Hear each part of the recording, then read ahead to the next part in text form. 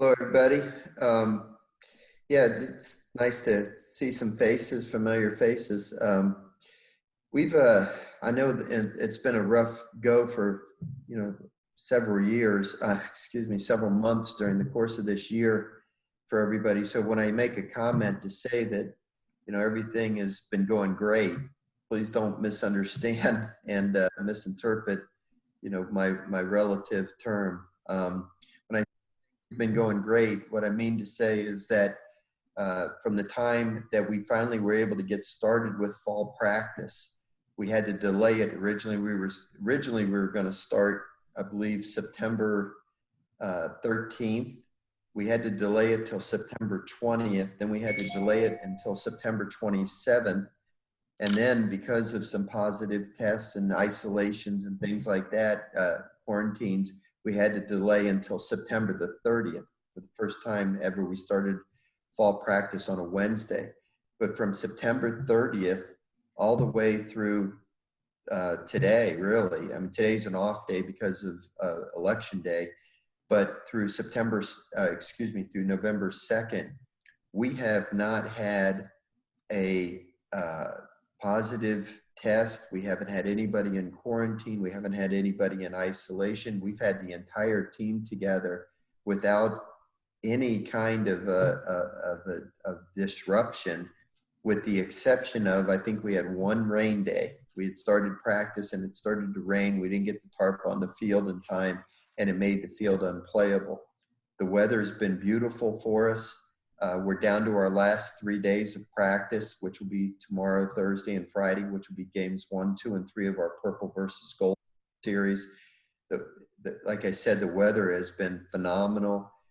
We've gotten so much good work done. I'm just so thrilled that we were able to have a fall practice, and knock on wood that we get through these next days unscathed. We got an awful lot done, found out a lot about our team. We found out that we have some really outstanding new players in our program to complement the returning players that we do have. And I'm excited about this team. And I think this team can certainly make a run at it. And, if our pitching turns out to be as elite as I believe it is, I think it's going to give some time for some of these young players to really get acclimated to the college game, because we're going to count on some young players. And I think we got a chance to have a good, solid lineup with a great pitching staff. And it's I think that can lead to championship caliber baseball. All right, guys, if you want to unmute yourself and ask a question, you're welcome to. Hey, Paul, it's Wilson. Hope you're doing well. You mentioned those freshmen. Who's standing out so far and really impressing you? Well, really, from a position player standpoint, there's been 5 that have really jumped out. If we were going to start the season tomorrow, 3 of them would be in the starting lineup. And there's a possibility that a couple more could still make inroads into that lineup.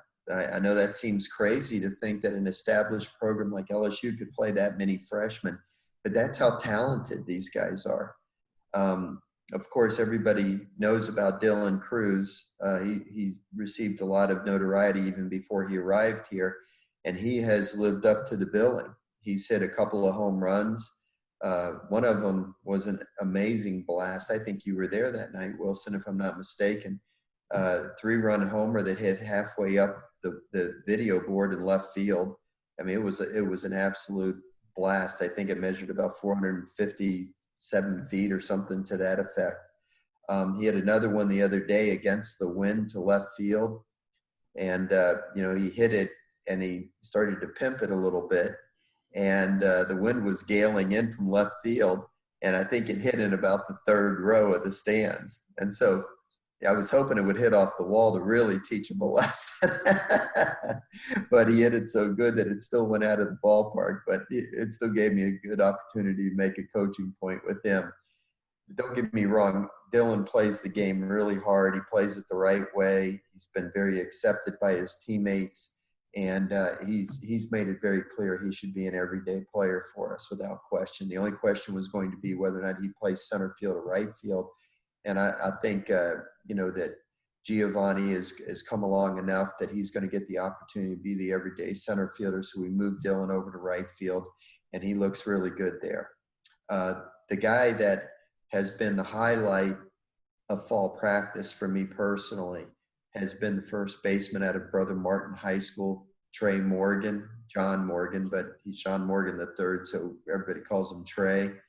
And Trey has just played phenomenal baseball. In your coaching career, you've come across kids throughout, your many years, and something stands out about them. I'll bet you in my 40 years of coaching, or roughly 40 years of coaching, I've probably had 3 or 4 first basemen that have stood out because they're so good defensively at first base. You usually put just a good hitter at first base and hope he can catch throws that hit him in the chest. This kid is going to impact the game in a big way with his defense. He's going to pick balls in the dirt. His footwork around the bag is amazing. He's long, they describe basketball players sometimes when a guy is driving the key and he's got that wingspan. He's got that wingspan where he can reach and stretch for balls wide or above his head that a lot of kids don't get to. And he's got the athleticism to keep his foot on the base. How often have I talked at a press conference about how great a first baseman was defensively? So you can imagine how, rarely I've done that. So you can imagine, just how impressed I am by this kid. And oh, by the way, he might hit 3-hole for us too. He's as tough and out as we have on the team. He's hit the best pitchers.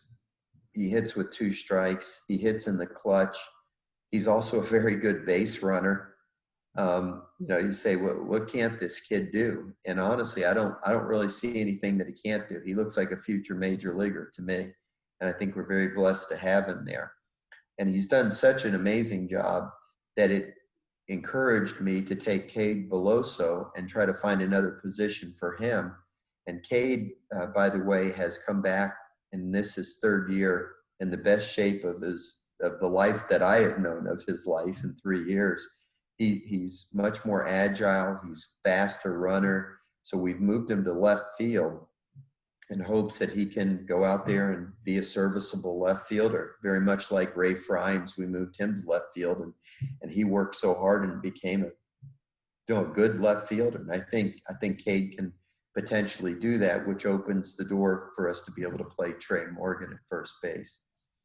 The third freshman that's really jumped out is probably the littlest freshman, a kid by the name of Will Safford. He's from U High.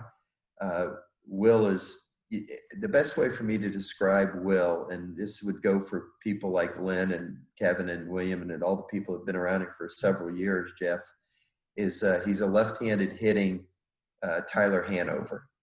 He's undersized, but he's a baseball rat. He just loves the game. He's going to get down and dirty. He's the ultimate hustler. He plays the game 100 miles an hour with his hair on fire. We put him out in center field for a while. He was a high school shortstop, by the way. We put him in center field for a while, and he could play center field for us. Not maybe quite the range that Giovanni has because of Giovanni's amazing speed, but he hustled and made some great catches in center field, but we moved him back into third base. Everybody that's been around me long enough knows how much emphasis I place on third base. I think it's the most underrated position on the field.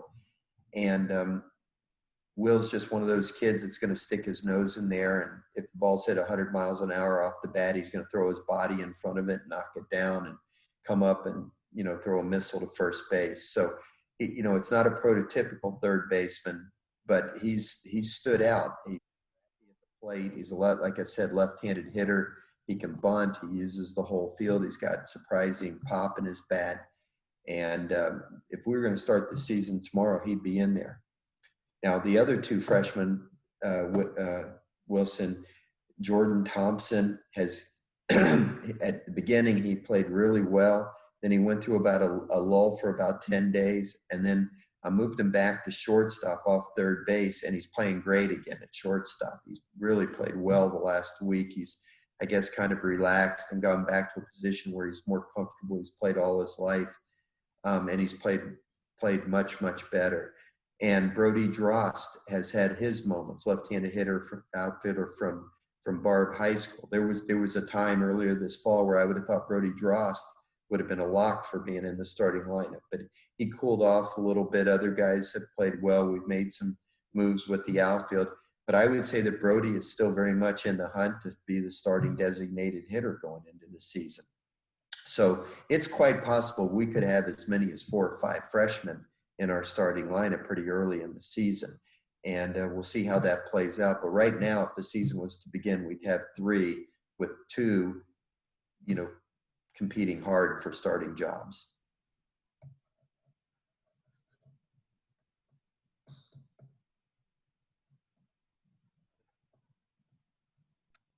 Everybody's on mute. You're muted, Lynn. Technology kills in, Coach. All right, here we go. Can you hear me? Yes, I can. Okay.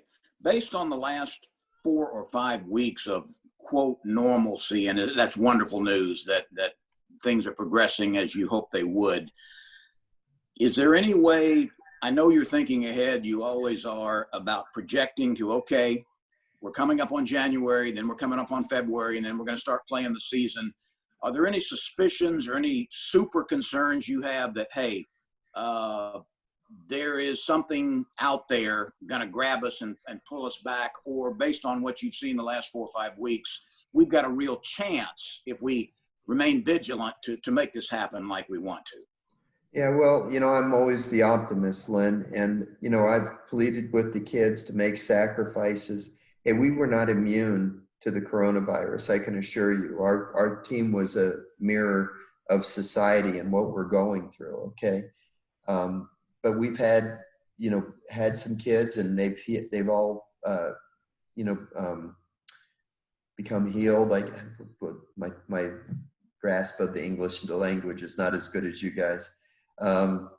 They've all returned to normal, and they're all feeling great, and everybody's doing well. But we have to remain vigilant, and we have to remain making good decisions. And the kids are going to go home before Thanksgiving, and they're going to be gone until they return on January 11th for school.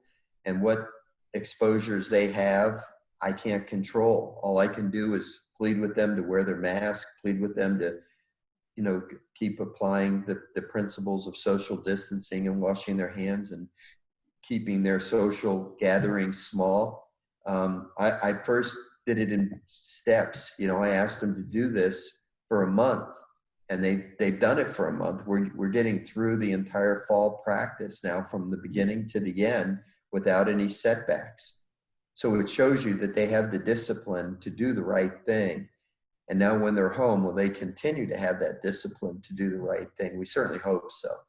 And I know, because I watch sports around the country, that, you can lose your quarterback like that. Clemson loses their quarterback for a couple of weeks. We could lose Trey Morgan for a couple of weeks. We could lose Jaden Hill for a couple of weeks. We could lose Landon Marco and others. And for pitchers that have to come back and get their arms in shape and so forth, it could be longer than a couple of weeks. So going into the spring, I'm a worrier. I'm an optimist, but I also worry about everything that potentially could go wrong without question. And, I know that if we stay healthy from this COVID thing, there's naturally going to be injuries, slight injuries, hopefully nothing significant. You deal with those, and that's why you got to go beyond the starting 9. You got to have 12, 13, 14 position players you can be confident. You have to have a dozen pitchers that you can be confident in, because things are going to happen, and I don't doubt that they will. And it's a long season. We're just going to have to roll with it and do the best that we can with the guys that are available to us. But I do feel confident, Lynn, that we've got a good group of kids put together. They're going to try to do the right thing off the field. And when they get on the field, I think they're going to play the game hard. I think we have some talent, and I think we have a chance to do something special this year. Hey, Coach, it's Jared. We've been looking at all these stats that these guys have been putting up through all these scrimmages, and it just seems like Landon Marco has really been throwing it very well. I mean, it looked like he only had given up maybe one run over all of his appearances. Has he taken like another jump to where he's like even better than he was last year? Or do you think he's just really keeping it consistent with what he was performing with last year? Well, I thought he was pretty good, Jared. That's a great question. I'm glad you brought him up because along with Trey Morgan, Landon Marco has probably been the highlight of the fall. And to be honest with you, AJ Levis isn't far behind him, okay? Both of those guys have pitched tremendous baseball this fall. And we saw a big jump with Landon from his freshman year to his sophomore year. I don't know if you can say it's a huge jump because he was pretty good last year. But last year he came up with a knockout slider, and that slider has been virtually unhittable this fall by our own guys. They know what's coming. They still can't hit it. And his command with his fastball has been outstanding. His changeup has continued to develop. And he's older. He's more experienced. He's more confident. He knows what to expect. I mean, Landon Marco is pitching like an all-SEC pitcher this fall. And he's been going against some pretty good hitters. I mean, our best hitters have struggled against Landon Marco. So that tells you that he's ready to go and be a real force in the SEC this year. So one of the things we're going to do, and Bill, I've been busy this morning, so I didn't get to see your press release, but I don't know if you sent out the lineups and how we're going to do it this year. Yeah, I have not yet, Paul. Okay. Well, can I give him a bit of a preview of how we're going to do the purple versus gold? So listen, things are fluid and we know that, okay? But we put together a lineup for fall ball that we think if today was opening day, this would be our starting lineup. Now it can change. Now I'm not saying this is etched in stone. And what we're going to do is pitch against that team for the other. I think the gold team is that team that would be considered quote unquote the first string lineup. Okay. The purple team, 3 starting pitchers are going to be Landon Marco, Jaden Hill, and AJ Levis. And the bullpen is going to be all the veteran bullpen guys, Matthew Beck, Devin Fontenot, Mikhail Hilliard, and so forth down the line. So there's 9 pitchers on each team. So the 9 pitchers that'll be pitching against the number 1 lineup, along with 3 starting pitchers, will be our top returning pitchers, okay, and our starting rotation. And we're going to test that lineup against a elite SEC pitching staff and see how they handle it. It also is going to give 3 of those starting pitchers a chance to pitch against a good SEC lineup. And in all honesty, to me, it's still a little bit fluid what order those 3 guys are going to pitch in. You know, I know everybody's kind of anointed Jaden Hill as the Friday night starter. And, hey, I hope Jaden Hill's the Friday night starter because that means he's going to be baseball for us, okay? But I think Landon Marco and AJ Levis have both competed this fall in a way where they all look like Friday night starters. In fact, they've probably outpitched Jaden up to this point. So it's the first time I've ever done this with the Purple versus Gold World Series. So we'll have Eddie Smith coach the team with the quote unquote hitters, and Nolan coach the team with those 12 pitchers. Okay. I'm sorry. We have 9 pitchers total. So 3 starting pitchers and 6 bullpen arms. That's right, Bill, right? Yes, that's correct. I'm sorry. Increase some depth there without me realizing it. So, I think it'll be a good matchup. We'll see if great pitching beats great hitting, or if this will be the time when great hitting will beat the good pitching. Either way, I'm not going to panic. I'm going to be excited about whatever happens, because I think it's going to show real well for one phase of our game. Just don't know what that phase of the game. And that's not to mention that the freshman pitchers that are pitching for the gold team aren't going to be able to work their way into vital roles. Some of those freshman pitchers, and, I haven't talked about them yet, but there's been some freshman pitchers that have really stood out as well, much like Trey Morgan and Dylan Cruz and Safford and Drost and Thompson have. Guys like Garrett Edwards, Will Helmers, Ty Floyd. These guys have really stepped forward and shown that they're capable of really helping us as freshmen. And there's other guys too. Some of the other guys like Rice and Millis, Coleman, and so forth. Blake Money and the rest of them. They've had good days and they've had bad days. But Garrett Edwards, Helmers, and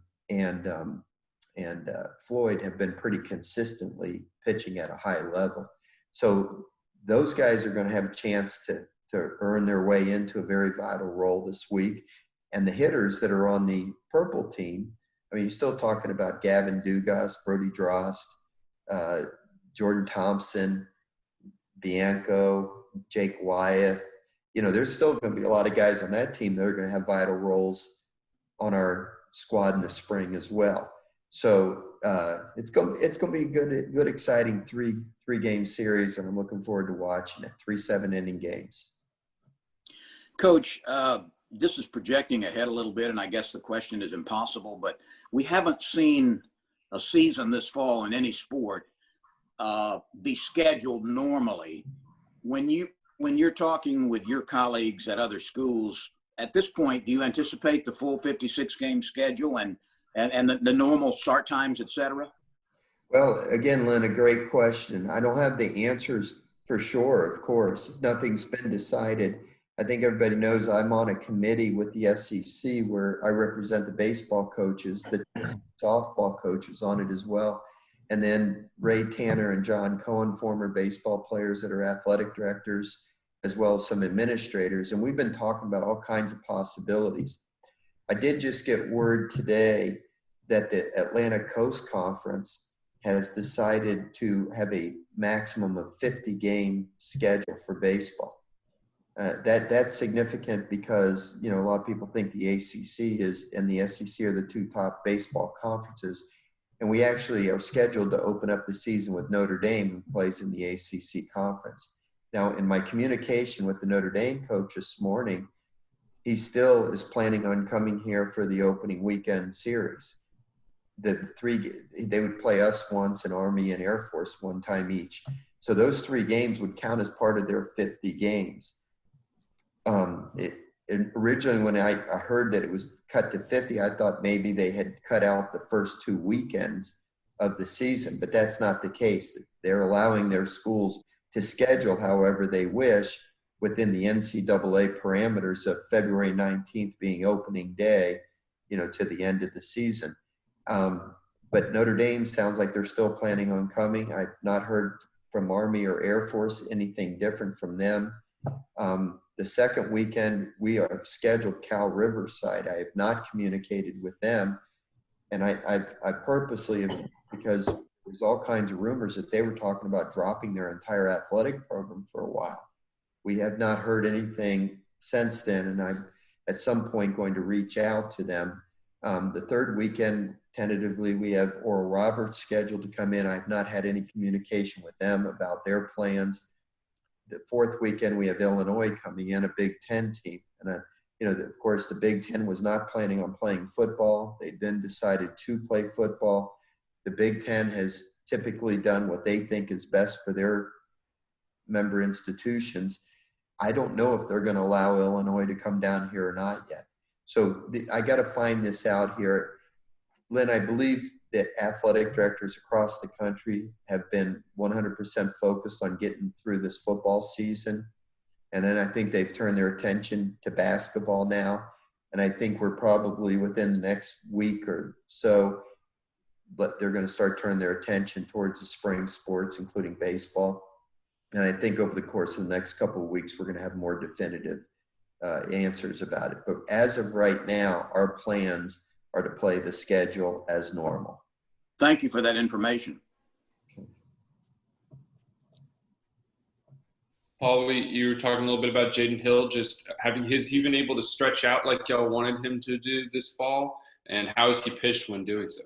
Yeah, he's pitched 4 innings one time and 5 innings one time, and actually pitched better towards the end of his outings than he did at the very beginning, which has been the opposite of the way he's been before. You know, he comes in normally, starts the game and has very electric stuff, and then there's a little bit of a drop off.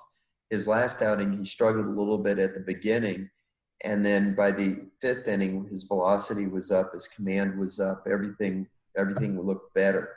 So, I try not to place too much emphasis in the results in the fall, with guys that you're going to count on and that you're just trying to get them better and get them right for the spring. Jaden has had some really good moments, but he hasn't pitched the way that I know he can pitch on a consistent basis yet. But we did get to stretch him out a little bit, and from a health standpoint, he handled it fine, and that was the most encouraging thing.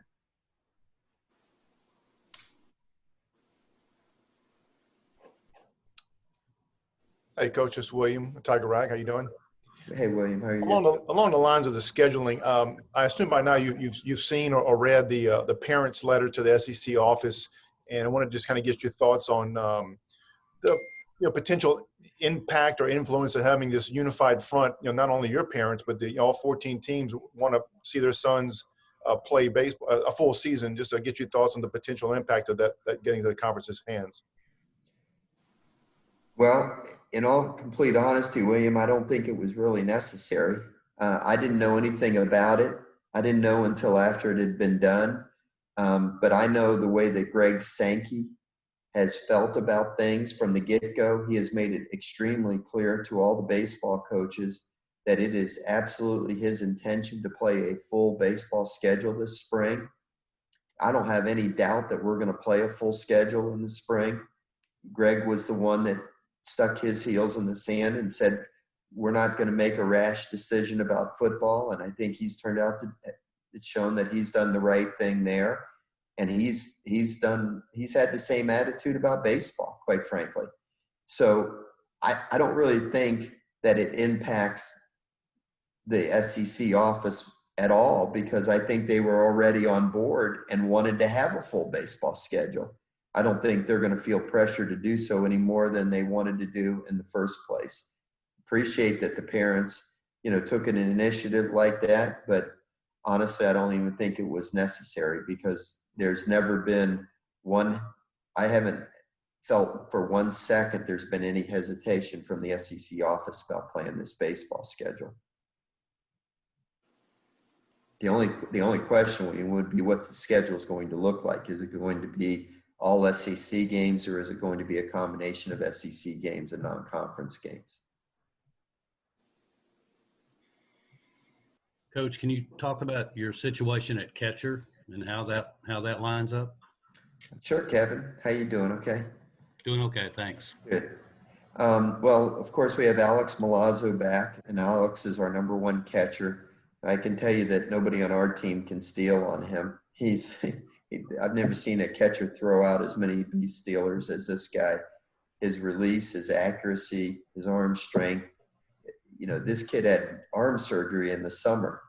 I didn't even know he had a sore arm last year. He never said anything to anybody. And then when the season was canceled, he ended up having a rather significant surgery on his elbow. You would never know it watching him throwing now. He's back to 100%. And he's been phenomenal all fall with his throwing. There's areas that Alex needs to improve his game, become more consistent in. No catcher I've ever had has ever blocked balls in the dirt satisfactorily to my level of expectation, if you know what I'm saying. So I'm constantly pushing him to be better at that. And Alex is going to be a scrappy hitter. He's not going to be, a guy that's going to go out and hit 360 for us or hit 15 home runs.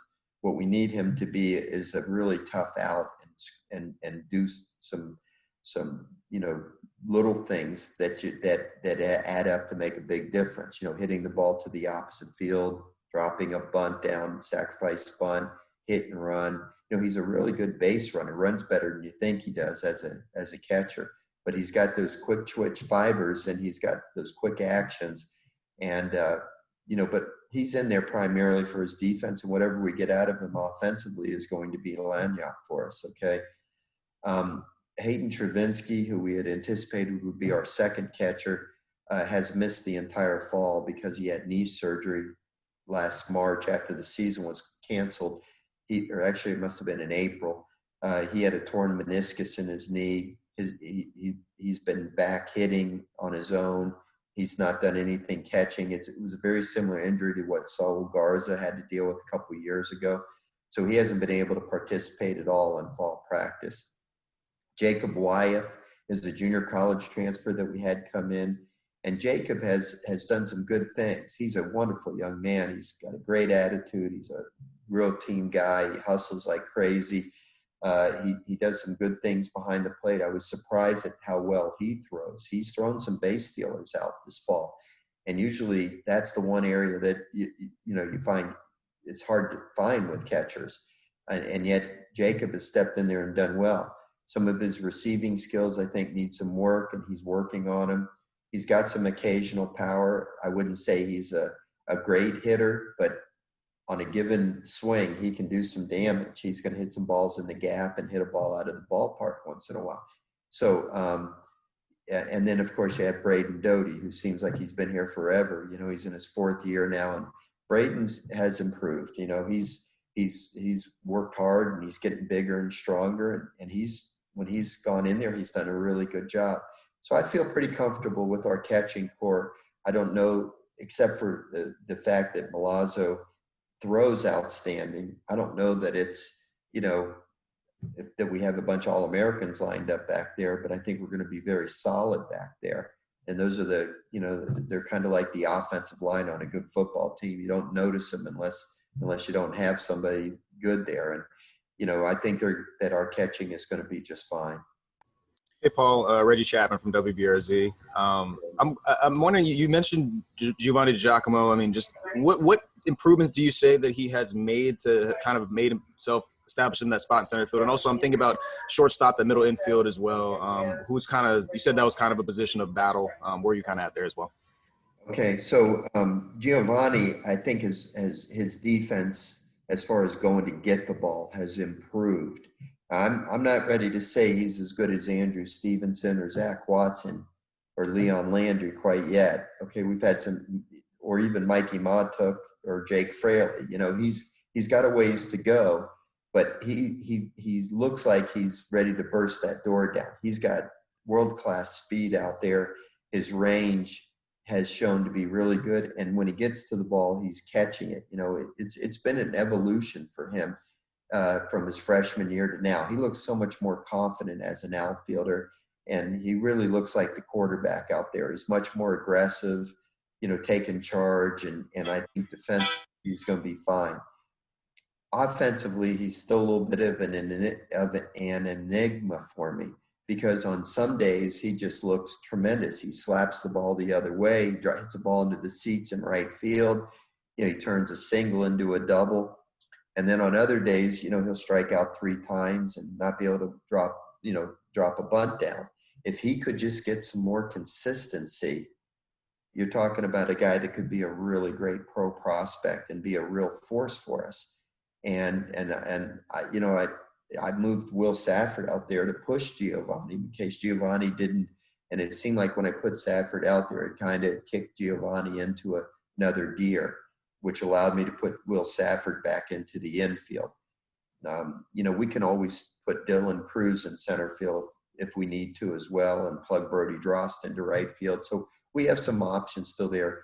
But I really want Gio to be the center fielder, and I think he's got the ability to do it, and I hope he plays well enough to just take advantage of the opportunity and be a great player all year and then be a high draft choice next year. As far as shortstop goes, it was a 4-man battle to start with. I moved Will Safford off of shortstop and made it a 3-man battle between Zach Arnold, Collier Cranford, and Jordan Thompson. Then I moved Jordan Thompson to third base because I thought Jordan maybe had more of the looks of a third baseman, and let Cranford and Zach Arnold kind of battle it out. I would say at this point, and this is not February 19th, let's keep reminding ourselves, okay? But I would say Zach Arnold has moved ahead in the battle for shortstop. So what I've done now, the combination of feeling that Zach Arnold's moved ahead of Cranford and Jordan Thompson started to struggle at third base, and I wanted to get him back at a position where he was more comfortable and confident because he's played it, he's more experienced as a shortstop. I wanted to see if I put him back there, if this kid would get back to showing some development and improvement, which is exactly what happened. So by moving him back to shortstop, I moved Cranford over to third base and put him into the battle with Safford for the starting third base job. So right now, I would say it's Arnold's job to lose, but Jordan Thompson is showing some great strides in his improvement here. Okay, I think Cade Doty would be our second baseman. Cade is probably the most consistent hitter on our team. He's worked really hard on his defense. I will tell you that. He's not, DJ LeMahieu at second base right now, defensively, but he's made some really great plays. Unfortunately, he's made some errors on some rather routine plays as well. So there's room for improvement, and I keep wanting him to become more consistent there as well. I think the kid has really taken a lot of pride in his defense, and he's working hard at it. And I expect that he's going to do a decent enough job to hold on to the job at second base. Thanks, Paul. Paul, go ahead. I was just saying things. Do you have just a couple of seconds maybe to talk about how the minor league baseball situation is perhaps going to unfold? And I really, have a great deal of sympathy for those guys who are trying to make a living at this game, and the opportunities have been withdrawn. How do you look at this thing? Well, I feel the same way you do. I feel very sad for our sport, the sport of baseball. It was a strange major league season, to say the least. You flip the games on and you see cardboard people in the stands. There's no fans there. The magic of television, makes it still look like a good ball game, and the World Series was exciting. And, I admire the fact that they were able to get through it. Everybody knows the minor league season, however, was canceled in its entirety.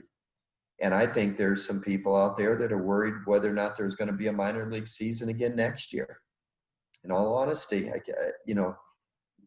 I think we have a better chance in the SEC of playing a schedule February through May and then into the NCAA tournament than maybe the minor leagues do, because the minor leagues are scattered all over the country. There's so many teams, there's so many players, there's so much travel and fluidity with the rosters where guys are going from one place to another. How they're going to handle that if this COVID thing is still very prevalent in our society worries me.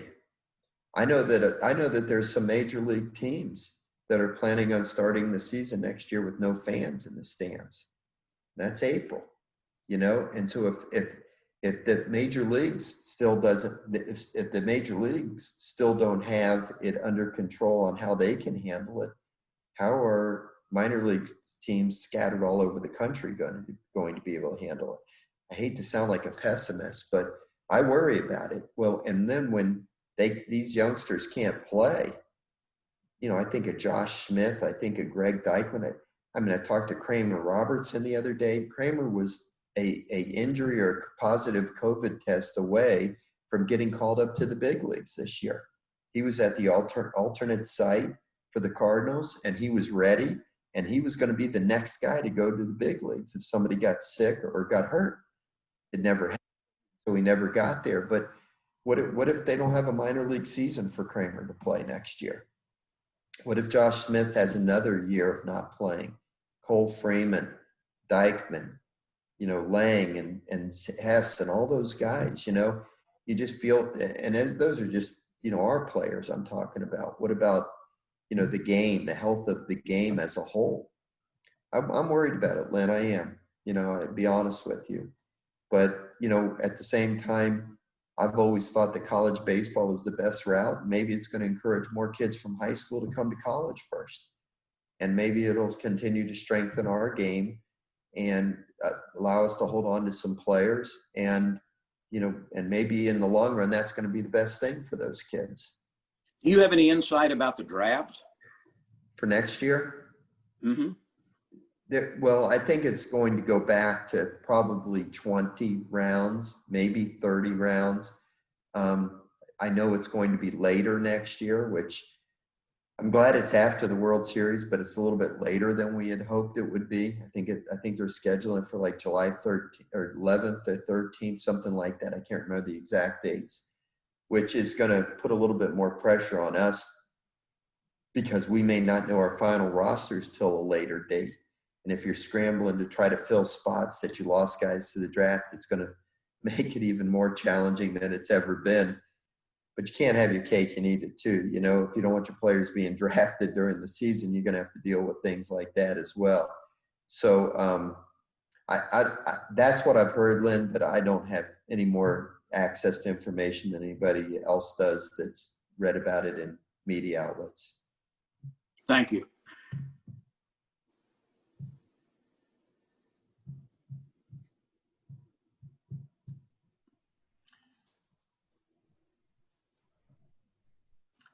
Any other questions?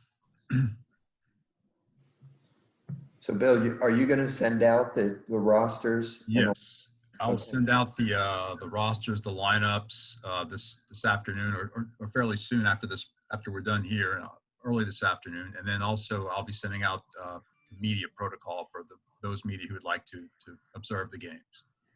Okay, and correct, Bill. It's still not open to the public, right? That's my understanding. Yes, I will confirm that before sending that out. But my understanding, it's not open to the general public. That's such a shame. You know, there's been years when we've had a few thousand people in the stands for those Purple versus Gold World Series games. I know a lot of people look forward to them. I know the players do. We had our first night practice Monday night yesterday. We didn't finish until late at night. And it was kind of unique just to be out there under the lights and with a little bit of briskness in the air, I should say. And then I know the guys are looking forward to the environment on Wednesday, Thursday, and Friday nights. Unfortunately, you know, it'll be empty, but for a few scattered folks, you know, members of the media, whatever. But it'll still be exciting for the 3 days. It'll be a good way to finish up fall practice. It's been really a really good fall practice. One of the best we've had since I've been here in terms of being able to see your personnel, get a lot of answers done, and feel good about your team going into the spring. So I think we're going to be a team to be reckoned with, and you know, how quickly these freshmen adapt to the college game is going to be a huge storyline on how our season goes. But I think they're unique freshmen. I think they're going to be able to handle it. I really have very little doubt that these guys are going to step in and make a big difference. And I feel very strongly that the combination of having young position players with a veteran pitching staff is a good combination. You know, they're not going to have to score 10 runs a game to be able to win a game when you have such outstanding pitching going out there. And I think that's encouraging and gives us a lot of optimism. So thank you, everybody. Appreciate your time today. Thanks, Paul. Great. Thank you, Paul. Thanks, Coach. Go vote. Go vote. That's right. Go vote. Oh, I'm leaving right now. Bill, quick question. Yes, sir. Are we going to do anything like this after the games, or how is that going to function? Yeah, Wilson, I haven't fully explored that yet, but I'm gonna look into that and see what we can do. Okay. But you'd like to have something after each game, if possible? Probably if possible. I'm still trying to figure out exactly what I'm doing in terms of writing. Probably writing something. It'd be great to at least talk with Paul about what we saw out there. Right. Okay. Yeah. Well, I'm definitely. I'll look into that, and we'll come up with a plan. Okay. All right. Hey, Bill. Yes, sir. Bill, as the oldest member of the screen here, Yes. I need to put into perspective that exactly 100 years ago today, the first commercial radio broadcast in the history of the United States, the Harding-Cox election return on KDKA, was broadcast. So this is exactly a century away from the application of radio into American politics. In Pittsburgh, right? That was Pittsburgh, right? Yeah. Yeah, that's awesome. So There you have it. Thank you very much.